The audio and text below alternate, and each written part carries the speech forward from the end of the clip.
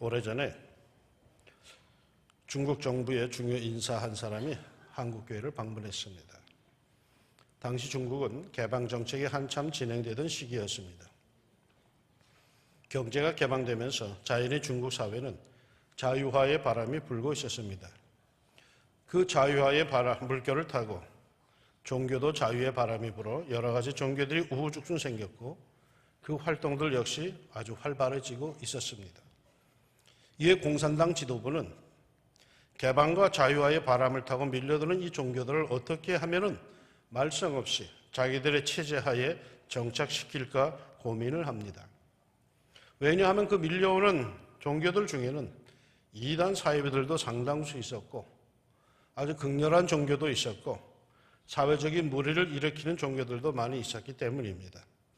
그래서 어떤 것이 진정한 종교이냐라고 하는 질문에 답을 얻기 위해서 연구소를 만들고 그 책임자를 한국에 보냈습니다. 이 책임자가 한국에 와서 생전 처음 교회라는 곳에 가서 예배에 참석하게 됩니다. 무슨 신앙이 있어서도 아니고 그저 연구하기 위한 목적으로 예배라는 의식에 참석을 한 것이죠. 그런데 그 예배 가운데 그런 놀라운 경험을 하게 됩니다.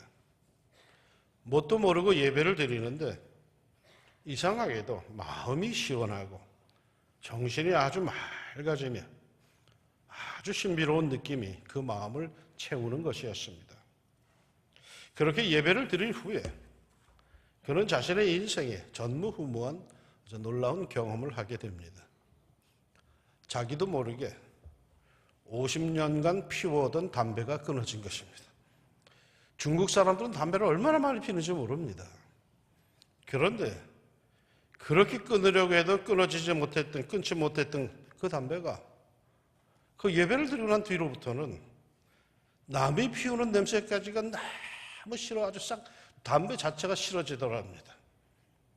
바로 예배 드리기 직전까지 하루에 3갑씩 꼬박 피워대던 담배였습니다. 그가 얼마나 놀랐겠습니까? 하나님께서 중국의 많은 영혼들을 불쌍히 여기사 앞으로 중국의 종교 정책에 큰 영향을 줄 수 있는 권한을 가진 이 사람에게 기독교가 살아계신 하나님을 섬기는 종교인 것을 깊이 경험하게 하신 줄로 믿습니다. 여러분, 이것이 우리 교회입니다. 이것이 성령의 역사입니다. 교회는 하나님의 영이신 성령께서 역사하시는 곳이요, 그 성령께서 우리를 도와주시는 곳입니다.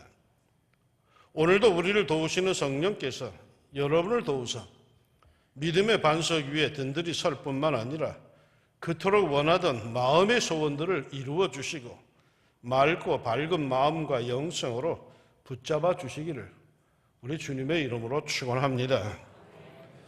그런데 이런 좋은 교회에서 소원 성취만 하는 그런 기복적인 신앙의 차원에 머물러 있어서는 아니 됩니다. 이렇게 좋은 교회에서 우리의 신앙은 성장하고 성숙해야 합니다. 신앙은 말이죠, 자라야 합니다.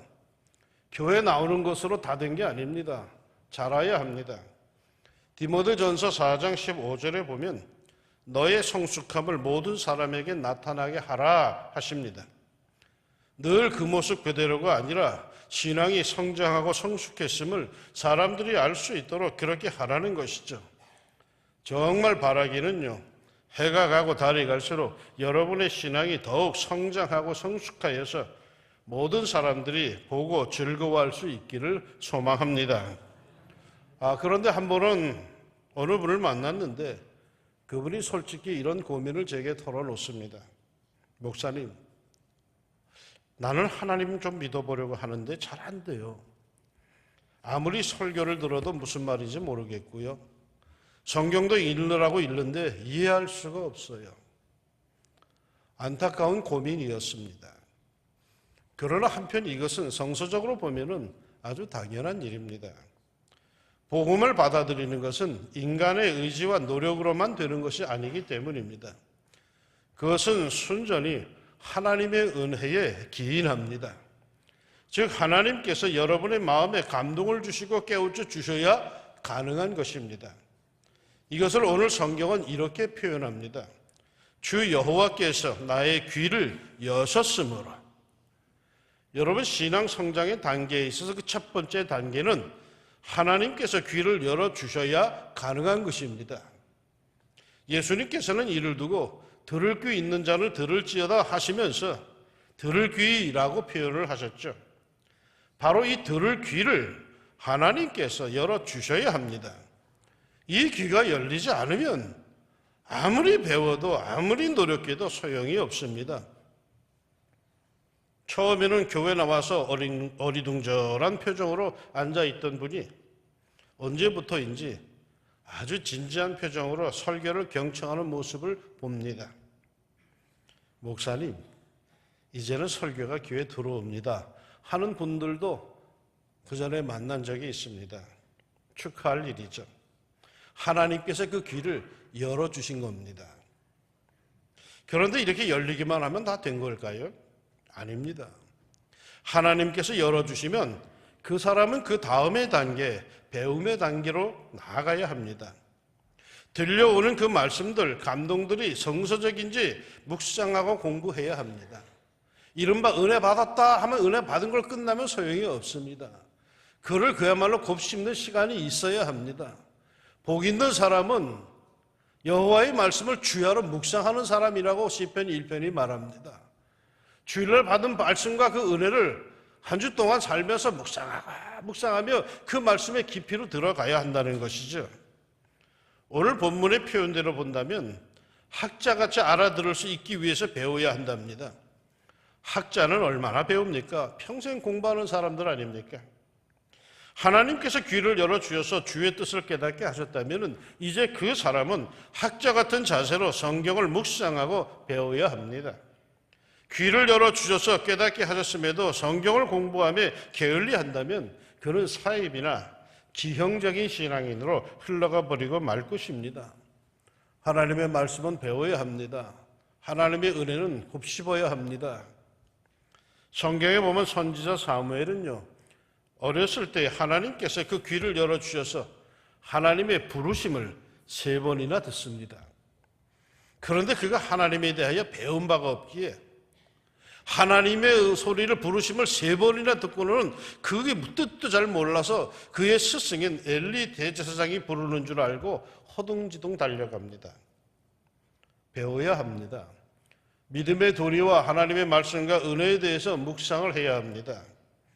사도행전 17장에 보면 베레아 교회 교인들을 묘사하는데 이런 말씀이 있습니다. 베레아에 있는 사람들은 데살로니케에 있는 사람들보다 더 너그러워서 간절한 마음으로 말씀을 받고 이것이 그러한가 하여 날마다 성경을 상고함으로 날마다 성경을 상고 공부했답니다. 주어진 말씀, 주어진 은혜에 대해서 늘 생각하며 살았답니다. 교회 공동체에서, 신앙 공동체에서 가끔 엉뚱한 주장을 하고 여러 사람에게 상처를 주는 사람들이 있는데 이들에겐 공통점이 있습니다. 성경을 공부하지 않는다는 겁니다. 말씀을 깊이 묵상하지 않는다는 겁니다. 기도에 열중하지 않는다는 겁니다. 신문은 열심히 들여다보는데 성경은 보지를 않는다는 겁니다. 자기의 경험과 자기의 상식으로 신앙의 세계에서 살려니 옆 사람들에게 상처를 줄 수밖에 없죠. 성경을 공부하지 않기에 세상적인 잣대와 논리로 주의 나라를 폄하하고 고집부리는 사람들을 보면은 마음이 좀 아픕니다. 하나님께서 그 크신 은혜로 우리의 귀를 열어주셨는데 이제 하나님의 음성이 들리기 시작했는데 이제 하나님의 뜻이 보이기 시작했는데 이제 성경 공부에 하나님의 말씀에 그 말씀의 묵상에 학자같이 열중해야 합니다. 그러면 더욱 큰 신앙인으로 자랄 수가 있습니다.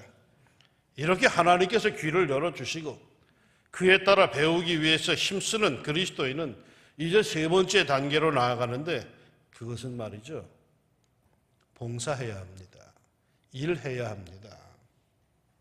오늘 말씀에 주 여호와께서 학자의 혀를 내게 주사 나로 권고한 자를 말로 어떻게 도와줄 줄 알게 하시고 라고 말씀되어 있듯이 남을 도와야 합니다. 학자라고 하는 단어 히브리어는 림무딤이라고 하는 단어인데 배운 자, 가르침을 받은 자라는 뜻이랍니다. 왜 배운 자의 혀가 필요할까요? 남의 잘못을 지적을 하고 남을 논리적으로 공격하기 위해서일까요? 결코 아닐 겁니다. 그것은 곤고한 자, 참으로 공경에 처해 있는 자를 말로서 도와줄 수 있게 하기 위해서겠죠. 깨닫게 도와주고 적절하게 격려해주고 위로해주기 위해서일 겁니다. 세상에서는 어떨 때는 배운 사람들은 장난하고 무식한 사람들을 도외시하고 자기들끼리만 좌담이니 세미나니 토론이니 하면서 지식을 즐기지만은 우리 그리스도인으로 배운 사람들은 그 배움으로 어려운 사람들을 위해서 일해야 합니다. 대학 교수라고 박사라고 어린이부 교사를 못하겠습니까? 회사의 사장이라고 해서 교회에서 밑바닥 봉사, 차량 봉사 이런 거 못하겠습니까? 성서에 나타난 하나님의 은혜를 받고 깨달음을 입은 사람들은 한결같이 섬김의 단계로 나아갑니다.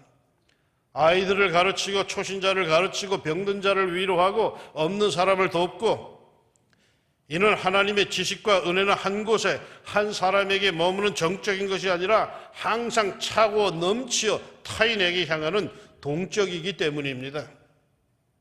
그러므로 하나님께 배우고 하나님께 깨우친 사람은 이제 남을 도와야 합니다. 하나님께서 나에게 왜 지식을 주셨습니까? 하나님께서 나에게 왜 물질을 주셨습니까? 하나님께서 왜 나에게 건강을 주셨습니까? 너 혼자 그걸 잘 누리고 잘 살라고 오라는 게 아닙니다. 너에게 그만큼 줬으니 너는 그만큼 봉사하라는 거죠. 그만큼 나누라는 것 아니겠습니까? 어려움에 빠진 사람들을 어떻게 해야 할지 몰라 하는 사람들을 돕고 봉사해야 합니다. 여러분, 신앙세계의 깊이는 이 봉사함에 있는 겁니다. 신앙이 깊은 사람은 이상한 소리나 하고 이상한 것이나 보고 이상한 짓 하는 사람이 신앙이 깊은 게 아닙니다. 신앙이 깊다라는 것은 하나님의 말씀과 은혜를 받고서는 그의 삶 속에서 그것을 녹이고 그것이 삶으로 나타나고 섬김으로 나타나고 겸손함으로 나타나고 희생으로 나타날 때, 보통 사람들 땐 야, 저 정도 배웠으면 저 정도 가진 사람이라면 저렇게까지 할 수 없을 텐데 라고 할 때 기꺼이 주 예수 그리스도의 이름으로 낮아지고 섬기고 봉사하는 사람들, 이게 그 신앙의 깊이입니다. 이럴 때 신앙은 성장을 하고 마침내 성숙한 단계로 나아갑니다. 그런데 말이죠, 이렇게 신앙이 성장하여서 보다 깊이 있는 은혜의 세계에서 주의 일을 하다 보면 꼭 뒤따라오는 게 있습니다. 모처럼 마음의 결실을 받고 은혜 받아서 얘가 이제부터 정말 이렇게 섬겨야지 하고 팔을 걷어보지고 낮은 곳에 내려가서 섬기고 봉사하고 하면은요, 꼭 뒤따라오는 게 있습니다. 그것은 감사와 사례와 칭찬과 격려가 아니라 시기와 모함과 비난과 질투와 수군됨, 오해함, 이런 것들입니다. 6절에 이런 모습이 나옵니다. 나를 때리는 자들에게 내 등을 맡기며 나의 수염을 뽑는 자들에게 나의 뺨을 맡기며 모욕과 침뱉음을 당하여도 내 얼굴을 가리지 아니하였느니라. 이렇게까지 최고의 모욕을 당하고 육체적인 핍박을 당하고 수욕과 침뱉음을 당하는 사람들이 누구입니까? 신앙이 점점 성장, 성숙하여서 하나님의 일을 충성스럽게 감당하는 성도들입니다. 빈둥빈둥 노는 성도가 아닙니다. 초신자, 나약한 신자가 아닙니다. 악한 사람이 아닙니다. 사단이 신경 쓰지 않아도 되는 그런 나약한 신자들이 결코 아닙니다. 사탄이 바싹 긴장하는 성장하는 그리스도인들이죠. 성숙한 성도들에게는 그만한 시험이 옵니다. 그렇다면 이런 핍박과 어려움과 모욕을 감당할 수 있는 길은 뭘까요? 때려치울까요? 얼마 전에도 어떤 사람이 내게 찾아와서 속상해 죽겠다고 이제 내년부터 일 안 할래요 하는데, 그만두는 게 능사입니까? 우리가 참된 그리스도인으로 살면서 순풍에 돛단 듯이 모든 게 흘러가는 게 아니라 감당하기 어려울 정도로 오해와 비난과 마음고생이, 때로는 심한 모욕이 주어질 때, 그만큼 흉봤으면, 그만큼 비난했으면, 그만큼 핍박을 했으면 이제 두 손 들고 물러서겠지, 그만두겠지 라고 할 때에 뒤로 물러서지 않고 앞으로 나아갈 수 있는 그리스도인의 길은 무엇일까요? 7절에 이렇게 나옵니다. 주 여호와께서 나를 도우심으로 내가 부끄러워하지 아니하고 내 얼굴을 부싯돌같이 굳게 하였으므로 내가 수치를 당하지 아니할 줄을 아노라. 주 여호와께서 나를 도우심으로, 나의 귀를 열어주신 하나님께서는 나를 도와주신다는 거예요. 하나님께서 방관만 하고 계시진 않아요. 하나님께서는 의인이 고통당하는 것을, 핍박받는 것을 구경만 하고 있지는 않아요. 하나님은 도우시는 하나님이십니다. 두려워 말라, 내가 너와 함께함이니라. 놀라지 말라, 나는 네 하나님이 됨이니라. 내가 너를 굳세게 하리라. 참으로 너를 도와주리라. 참으로 나의 의로운 오른손으로 너를 붙들리라. 하나님이 자신을 붙들고 계심을 믿으시기를 바랍니다. 하나님의 도우심을 신뢰하시기 바랍니다. 아무리 세상이 뭐라 해도 하나님이 나를 여전히 붙잡고 계시고, 하나님이 여전히 나에게 힘을 주시고, 하나님이 여전히 나에게 기대감을 갖고 계시다는 이 사실을 믿으시기를 축원합니다. 이러한 사람들 말이요, 신앙이 성장하여서 하나님께서 나를 도우신다고 굳게 믿는 사람들은 그 다음 필요한 게 있어요. 세상에 대하여 나를 비난하고 나를 모욕하는, 나를 오해하는 그 세상에 대해서 어떻게 하느냐? 얼굴을 부싯돌같이 굳게 하라고 성경이 말합니다. 주님 뜻대로 사는데도, 주의 일에 열심히 봉사하는데도 뜻대로 잘 풀리지 않을 경우에, 그래서 주위에서 수군거림이 있고 비난과 조롱이 있을 때에 그리스도인들은 어떻게 하라? 내 얼굴을 부싯돌같이 굳게 하였은즉 내가 수치를 당치 아니할 줄 아노라. 왜? 8절 9절. 나를 옳다 의롭다 하신 이가 나와 가까이 계시고 그분께서 나를 도우시는데 누가 나를 대적할 것이랴 하는 하나님께 대한 확고한 믿음이 있기 때문이라는 거예요. 그리고는 참된 평가는 오직 하나님만이 하실 수 있다는 신념, 나는 하나님이 나를 아신다라고 하는 신념, 이것 때문이죠. 그러게 신앙이 성장하고 성숙하여서 주의 일을 하는 사람들은 세상에 대해서 주위의 시선과 그 눈총에 대해서 때로는 얼굴을 부시돌같이, 아이들 표현대로 말한다면 얼굴에 철판을 깔아야 된다는 거예요. 혼자 늘 눈치 보면서 남이 뭐라고 그런다고 거기에 기죽어가지고 오만 마음이 흔들리고 얼굴이 막 변하는, 이렇게 살지 말라는 거예요. 얼굴에 이제 철판을 좀 깔아라 이게. 왜냐하면 그게 믿음이기 때문이라는 거예요. 10절에 이렇게 나와요. 너희 중에 정말로 하나님을 경외하며 그 종의 가르침을 청종하고 순종하는 자가 누구냐? 있다면 그 사람들은 마땅히 흑암 중에서라도, 빛이 도무지 없는 때라도, 그 환경이 분명히 소망이 없는 가운데서라도, 마음에 큰 낙담이 들 때라도 오직 하나님의 이름을 믿으며 자신을 속이거나 버리지 않는 하나님을 굳게 의존할 것이라. 계산할 거 다 하고 믿는 것은 믿음이 아니에요. 그저 신실하신 하나님, 그 하나님을 그대로 의지하고 믿는 것이 믿음이죠. 성서에 기록된, 계시된 하나님을 그대로 믿는 게 이게 참 믿음입니다.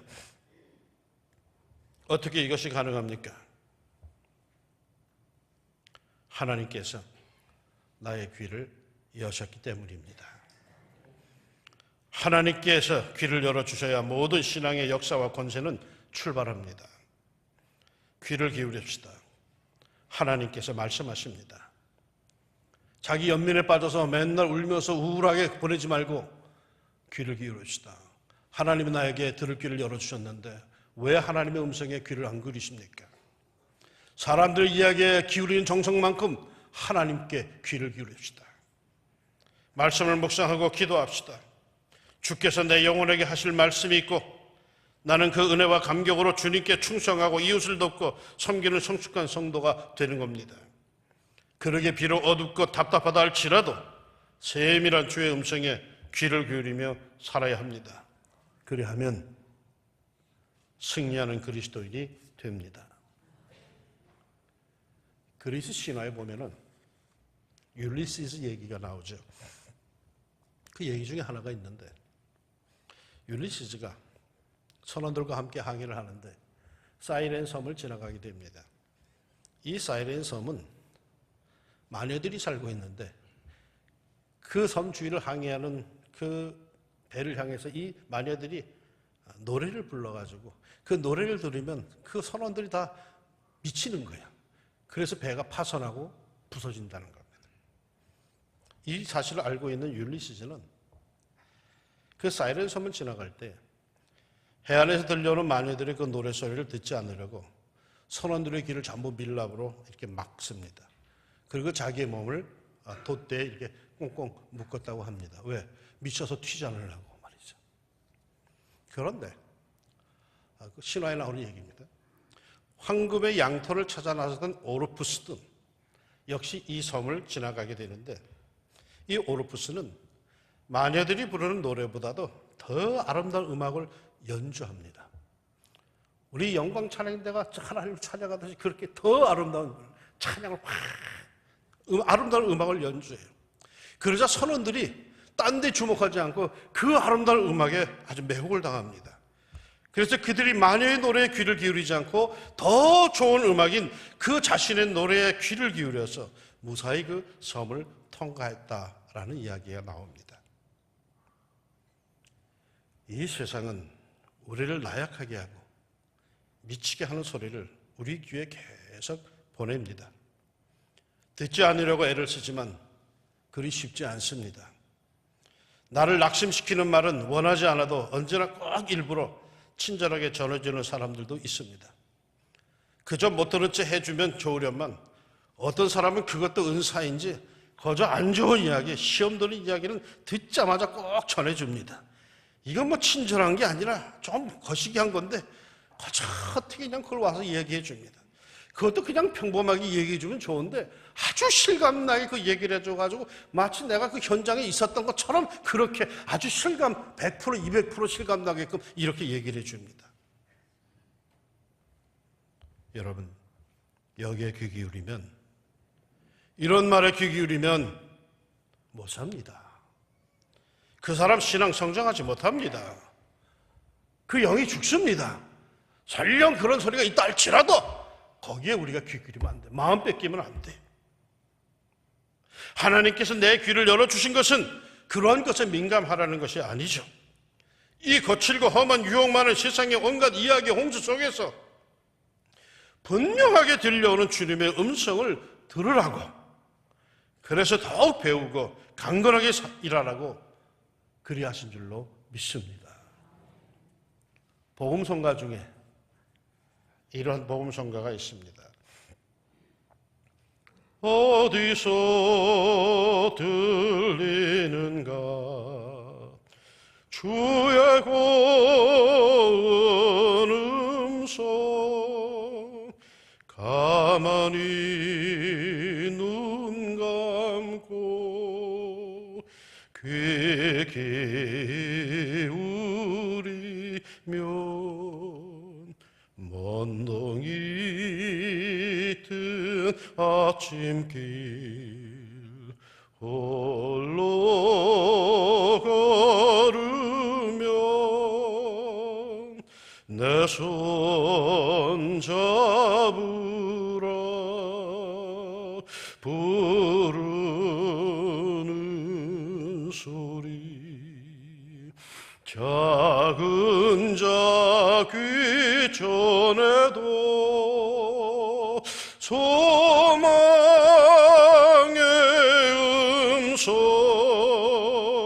암흑에 가린 눈에 광명의 빛이, 오 주여 내 몸 적시소서, 당신의 음성으로. 아멘. 인생의 주파수를 어디에 맞추고 사십니까? 하나님께서 하늘의 주파수를 들을 수 있도록 우리의 영적 귀를 여셨습니다. 이런 수많은 세상의 소리들 속에서도 조용하지만 아주 분명하게 들려오는 주님의 음성을 들으라고 우리의 귀를 열어주신 겁니다. 세미한 주의 음성을 들으라고 우리 귀를 열어주신 겁니다. 세상의 이야기에 좌우되지 말고 오직 주님의 약속과 사랑에 더 귀를 기울여 하늘의 평화와 안식 속에 사명을 얻어 주님의 참 제자로 살아갑시다. 비록 이 땅에서의 삶이지만 날마다 기도와 경건의 시간을 통해 하나님께서 매일매일 하늘의 격려와 은총의 소식으로 더욱 강건케 하시기를 소망합니다. 사랑하는 이로부터 소식을 듣지 못하면 얼마나 답답하고 불안합니까? 하나님께서 여러분을 사랑한다는 소식, 하나님이 여러분과 함께 하신다는 소식, 축복한다는 소식, 하나님의 여러분을 향한 러브스토리에 귀를 기울이며 이 세상에 대해서는 더욱 당당하게 살아가시기를 예수님의 이름으로 축원합니다. 기도합시다. 하나님, 귀를 열어주심을 감사합니다. 이제는 교회만 오면 귀가 분명히 열립니다.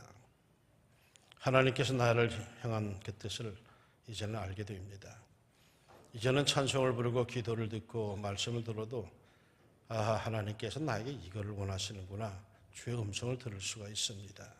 감사합니다.